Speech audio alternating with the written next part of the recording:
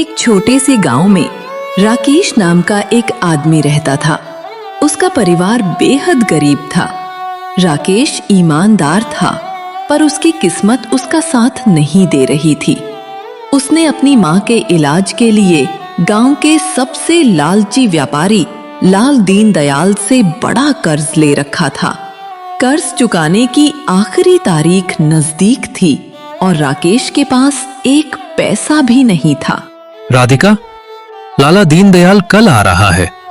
अगर मैं कर्ज नहीं चुका पाया तो वह हमारा ये छोटा सा घर भी हमसे छीन लेगा। अब मैं क्या करूं? हमारी तो किस्मत ही खराब है। आप हिम्मत मत हारिए, भगवान कोई ना कोई रास्ता जरूर दिखाएंगे। आप आज ही लाला के घर जाइए और उससे थोड़ा वक्त और मांग लीजिए।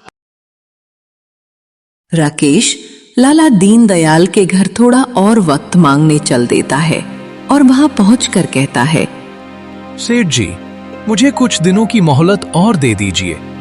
मैं पैसों का इंतजाम कर रहा हूं। बस थोड़े ही दिनों में आपके सारे पैसे चुका दूंगा। देखो राकेश, जब तुमने मुझसे पैसा लिया था तो मैंने साफ साफ कह दिया था कि मेरे पैसे मुझे वक्त पर ही चाहिए। और अब जब कर पैसे देने का वक्त आ गया तो तुम मुझसे और समय मांगने आ गए। मैं मजबूर हूं सेठ जी, मुझे बस 1 महीने का वक्त और दे दीजिए। मैं कसम खाता हूं आपके सारे पैसे चुका दूंगा। 1 महीने? तूने मुझे पागल समझ रखा है क्या? मैं तुझे केवल 1 दिन का समय और देता हूं। अगर 1 दिन बाद मेरे पैसे नहीं मिले तो तेरा घर मेरा हो जाएगा और फिर तुझे मुझे पैसे देने की कोई जरूरत नहीं पड़ेगी। फिर उसी पैसे से बनाते रहना अपना नया घर। सेठ दीनदयाल की बातों को सुनकर राकेश वहां से चला जाता है। दीनदयाल ने उसे बस 1 दिन की और मोहलत दी थी। रास्ते में लौटते हुए राकेश को सड़क किनारे एक थके हुए साधु बाबा दिखाई देते हैं। वो राकेश को आवाज लगाते हैं, बेटा, जरा इधर आओ। राकेश उनके पास जाता है और कहता है, क्या हुआ बाबा? आपने मुझे क्यों बुलाया? मैं बड़ी दूर से पैदल चलकर आया हूं बेटा, और थक कर यहां बैठ गया। मुझे बहुत जोर की प्यास लगी है। मैंने कई लोगों को बुलाकर उनसे पानी मांगा, लेकिन किसी ने मेरी मदद नहीं की। क्या तुम मुझे कहीं से पानी लाकर पिला सकते हो? भगवान तुम्हारा भला करेगा बेटा।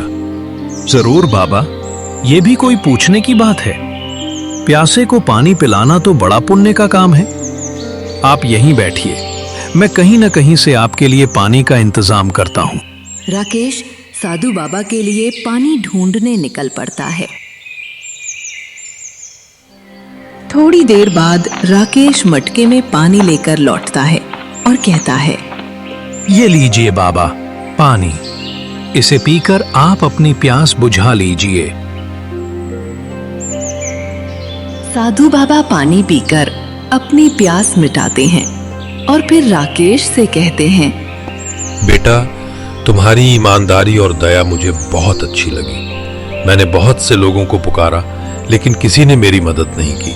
लेकिन तुमने कहीं ना कहीं से मेरे लिए पानी का इंतजाम किया और मेरी प्यास बुझाई। तुम्हारा दिल तो सोने का है, पर तुम्हारी झोली खाली है। क्या बात है बेटा, इतना परेशान क्यों हो? राकेश साधु बाबा को अपनी पूरी कहानी बताने लगता है। बाबा उसकी हर बात बड़े ध्यान से सुनते हैं और फिर कहते हैं, इतना परेशान होने की जरूरत नहीं है बेटा, मैं तुम्हारी मदद कर सकता हूँ। साधु बाबा अपने बगल में रखी एक पुरानी संदूक की ओर देखते हैं और कहते हैं, तुम मेरी ये पुरानी संदूक ले जाओ और जब तक तुम्हारा कर्ज नहीं चुक जाता तब तक इसे अपने पास सुरक्षित रखना। लेकिन याद रखना, 3 बातें जो मैं तुम्हें बताऊंगा उन्हें हमेशा मानना, और जब तक तुम मेरे तीसरे नियम को तोड़ने की हद तक नहीं पहुंच जाते तब तक इस संदूक को मत खोलना। साधु बाबा राकेश को संदूक खोलने के 3 नियम और सलाह बताने लगते हैं। पहली सलाह यह है कि कभी भी उस व्यक्ति पर गुस्सा मत करना जो तुम्हारा अपमान करे, चाहे वो कितना भी गलत क्यों ना हो। दूसरी सलाह, हमेशा वही कहना जो तुम देखते हो, वो नहीं जो तुम सोचते हो। और तीसरी आखिरी सलाह, जब तुम्हारी पत्नी तुमसे सबसे बड़ी शिकायत करे तभी तुम ये संदूक खोल सकते हो, उससे पहले नहीं। राकेश साधु बाबा की तीनों सलाहों को ध्यान से सुनता है। संदूक बहुत भारी थी। राकेश सोचता है कि संदूक किसी काम की नहीं, लेकिन साधु बाबा की बात मानकर राकेश संदूक लेकर घर की ओर निकल पड़ता है। घर पहुंचकर राकेश अपनी पत्नी राधिका को सारी बात बताता है और संदूक दिखाता है। संदूक देखकर राधिका डर गई और बोली, ये संदूक तो बहुत पुरानी और कुछ अजीब दिख रही है। इसमें जरूर कोई ना कोई रहस्य छुपा होगा। कहीं ये साधु बाबा कोई चोर या डाकू तो नहीं थे? मुझे ऐसा तो नहीं लगता। साधु बाबा बहुत शांत और तपस्वी लग रहे थे। उनके बारे में ऐसा सोचना भी पाप है। हमें साधु बाबा पर विश्वास करना होगा। इस संदूक को हम अपने कमरे में छुपा देंगे और उसे खोलेंगे नहीं। हमें बस बाबा के 3 नियम याद रखने होंगे। राकेश उस संदूक को अपने घर के दूसरे कमरे में छुपा देता है। अगले दिन साधु बाबा की बताई पहली सलाह की परीक्षा की घड़ी आ जाती है। लाला दीनदयाल राकेश के घर आता है और गांव के लोगों के सामने राकेश से कहता है, अरे राकेश, तेरा ईमान और शक्ल दोनों ही खराब है। कल तूने मुझे पैसे देने का वादा किया था, लेकिन तूने मेरे पैसे नहीं लौटाए। तेरी नीयत ही खराब है। तू तो बड़ा घटिया इंसान है। अब चुपचाप खड़ा मत रह और बोल, मेरे पैसे कब लौटाएगा, वरना तेरा ये घर मेरा हो जाएगा। राकेश लाला दीनदयाल की कठोर बातों को चुपचाप खड़ा होकर सुनता रहता है। तभी उसकी पत्नी राधिका आगे बढ़कर लाला से कहती है, दीनदयाल जी, हमें बस थोड़ा सा वक्त और दे दीजिए। हम दिन रात एक करके कहीं ना कहीं से आपके पैसे जरूर लौटा देंगे। अरे राकेश, तूने समय पर मेरे पैसे नहीं लौटाए और अब चुपचाप खड़ा है और अपना घर बचाने के लिए अपनी बीवी को आगे कर रहा है। मुझे तो तेरी बीवी की नीयत पर भी अब शक होने लगा है। लाला राकेश की बीवी के चरित्र पर उंगली उठाने लगता है, जिसे सुनकर राकेश को बहुत गुस्सा आता है। उसका खून उबलने लगता है और वो जैसे ही कुछ बोलने वाला था कि तभी उसे बाबा की दी हुई पहली सलाह याद आ गई। पहली सलाह यह है कि कभी भी उस व्यक्ति पर गुस्सा मत करना जो तुम्हारा अपमान करे, चाहे वो कितना भी गलत क्यों ना हो। साधु बाबा की सलाह याद करके राकेश चुपचाप सब सह लेता है और लाला से कहता है, लाला जी, मैं जानता हूं मैं वक्त पर आपका कर्ज नहीं चुका पाया। इसके लिए मैं आपसे माफी मांगता हूं, लेकिन मुझे बस थोड़ा सा समय और दे दीजिए। मैं ब्याज के साथ आपकी पाई चुका दूंगा।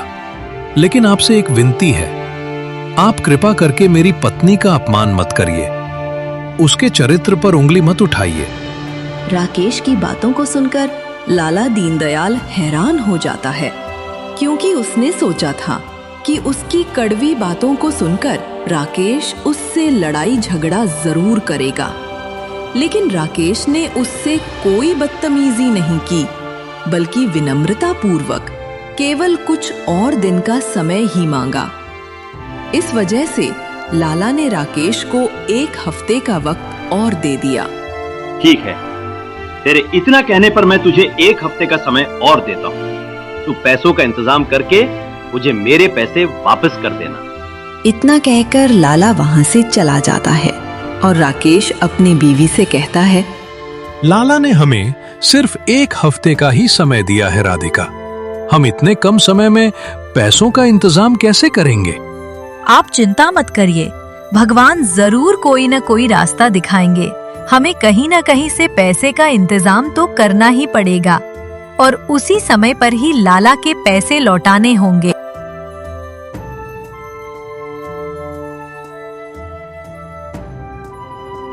अगले दिन राकेश काम की तलाश में बाजार जा रहा था। रास्ते में वो देखता है कि एक आदमी किसी दुकान से सामान उठाकर भाग रहा था। वो आदमी कोई और नहीं, गांव के ही प्रधान का बेटा था। राकेश सोचता है, अगर मैंने इसकी शिकायत करी तो प्रधान मुझे ही जेल भेज देगा। तभी उसे साधु बाबा द्वारा कही गई दूसरी सलाह याद आती है। साधु बाबा ने तो कहा था कि हमेशा वही कहो जो तुमने देखा है, लेकिन मैंने तो प्रधान के बेटे को सामान उठाकर ले जाते हुए देखा है, इसलिए मैं वही बोलूंगा जो मैंने देखा है। अगले दिन गांव वालों के सामने प्रधान राकेश से पूछता है, राकेश, तुम सच बताओ, क्या तुमने मेरे बेटे को चोरी करते हुए देखा है? अगर तुमने झूठ बोला तो तुम्हें इसकी सजा दी जाएगी। राकेश प्रधान की बातों को सुनकर डर जाता है, पर वो वही बोलता है जो उसने देखा है। प्रधान जी, मैं सच ही बोलूंगा। मैं आपको वही बताऊंगा जो मैंने अपनी आंखों से देखा। मैंने देखा कि आपका बेटा उस दुकान से सामान उठाकर जा रहा था, लेकिन मुझे ये नहीं पता कि उसने चोरी की या नहीं की। राकेश की बातों को सुनकर प्रधान का बेटा हैरान रह गया। प्रधान को भी गुस्सा आया, पर वो राकेश की ईमानदारी से प्रभावित हुआ, क्योंकि उसने वही बोला जो उसने देखा, और राकेश की ईमानदारी की बात पूरे गांव में फैल गई। दूसरी ओर एक हफ्ता बीत गया। लाला दीनदयाल द्वारा राकेश को दिया गया समय भी खत्म हो गया, लेकिन राकेश पैसों का इंतजाम नहीं कर पाया और लाला का कर्ज नहीं चुका सका। लाला राकेश के घर गुस्से में आता है और कहता है, एक हफ्ते भी बीत गए लेकिन तूने मेरे पैसे नहीं लौटाए। अब आज से तेरा ये घर मेरा हो जाएगा। मैं तुझे शाम तक का समय देता हूँ। घर को खाली करके अपना सारा सामान लेकर निकल जा, वरना शाम को मैं तेरा सारा सामान बाहर फेंक दूंगा और तुझे घर से निकाल दूंगा। मुझे थोड़ा और समय दे दीजिए लाला जी। अगर आप मेरा घर छीन लेंगे तो मैं अपनी बीमार माँ और पत्नी को लेकर कहाँ जाऊंगा? अब तुझे थोड़ा भी समय नहीं मिलेगा। चुपचाप मेरे पैसे वापस कर, वरना घर खाली करके यहाँ से निकल जा। मैं तुझे सिर्फ एक दिन का समय और देता हूँ। लाला राकेश को केवल एक दिन का वक्त और देता है। राकेश दुखी होकर राधिका के पास जाता है। वो देखता है कि राधिका का व्यवहार अचानक बदल गया है। वो चुपचाप और उदास रहती है। राकेश को लगता है कि राधिका उससे नाराज है, क्योंकि वो लाला का कर्ज नहीं चुका पाया। वो राधिका से कहता, राधिका, तुम इतना चुपचाप क्यों हो? तुम मुझसे बात क्यों नहीं कर रही हो? क्या तुम मुझसे इसलिए नाराज हो क्योंकि मैं लाला का कर्ज नहीं चुका पाया? मैं ठीक हूँ और आपसे नाराज नहीं हूँ, बस थोड़ी थकी हुई हूँ।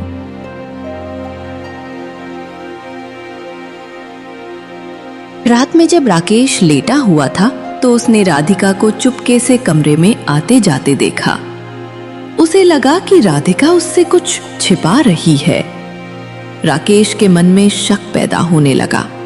उसे ऐसा महसूस हुआ कि राधिका अब उसे पसंद नहीं करती और शायद उसके साथ रहना भी नहीं चाहती, क्योंकि वो गरीब है। अगली सुबह राकेश राधिका से आखिरी बार बात करने जाता है। राधिका, मुझे लगता है तुम्हें अब मुझ पर भरोसा नहीं रहा। तुम अब मुझे प्यार नहीं करती। तुम मुझसे चुप रहती हो, मुझसे बात नहीं करती, क्योंकि मैं तुम्हें वो आराम नहीं दे सकता जो तुम चाहती हो, क्योंकि मैं गरीब हूं। क्या यही सच है? राधिका राकेश की तरफ देखती है। उसकी आंखों में सिर्फ आंसू थे। वो कहती है, हाँ, आप सच कह रहे हैं। मुझे आपसे ये सबसे बड़ी शिकायत है। राधिका की बात सुनकर राकेश का दिल पूरी तरह टूट जाता है। उसे राधिका की बातें सुनकर बहुत तकलीफ हुई। वो उदास हो गया। तभी उसे साधु बाबा की कही तीसरी सलाह याद आती है। जब तुम्हारी पत्नी तुमसे सबसे बड़ी शिकायत करे तभी तुम ये संदूक खोल सकते हो, उससे पहले नहीं। साधु बाबा की बात याद करके राकेश को ऐसा लगता है कि अब संदूक खोलने का समय आ गया है। वो राधिका से कहता है, ठीक है राधिका, अगर तुम्हें मुझसे ये सबसे बड़ी शिकायत है तो अभी इसे खत्म करते हैं। राकेश उस कमरे में जाता है जहां उसने साधु बाबा द्वारा दी गई संदूक रखी थी। वो संदूक को खोलता है। जब संदूक खुली तो राकेश की आंखें हैरानी से फट गईं। संदूक के अंदर सोने के सिक्कों का एक बड़ा ढेर था। राकेश तुरंत राधिका को आवाज लगाता है, राधिका जल्दी आओ, ये देखो संदूक के अंदर क्या है। राधिका आती है और संदूक के अंदर सोने के सिक्कों का ढेर देखती है। राकेश उससे कहता है, ये देखो सोने के इतने सारे सिक्के, अब हमारी सारी मुश्किलें खत्म हो जाएंगी। इन पैसों से हम लाला दीनदयाल का सारा कर्ज चुका देंगे और अब मैं तुम्हारी हर ख्वाहिश पूरी कर सकूंगा। तुम्हें हमेशा खुश रखूंगा। राकेश की बातों को सुनकर राधिका उससे बोलती है, मैं आपसे बिल्कुल नाराज नहीं थी और ना ही मुझे आपसे पैसे या कुछ और चाहिए था। जब आपने पहली बार साधु बाबा की संदूक घर लाई थी तो उसमें से एक छोटा सा कागज का टुकड़ा निकला था और उसमें लिखा था कि संदूक को तब तक मत खोलना जब तक तुम्हें अपने जीवन की सबसे बड़ी मुश्किल का सामना ना करना पड़े और वो मुश्किल तुम्हारे अपनों के विश्वास को तोड़ने वाली हो।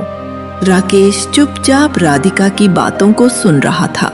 राधिका आगे बोलती है, जब आप दूसरी बार लाला से कर्ज चुकाने के लिए थोड़ा और समय लेकर आए तो मैं साधु बाबा के पास गई थी। उन्होंने मुझे तभी बता दिया था कि संदूक में खजाना है। अगर साधु बाबा ने तुम्हें पहले ही बता दिया था कि संदूक में खजाना है तो तुमने मुझे पहले क्यों नहीं बताया?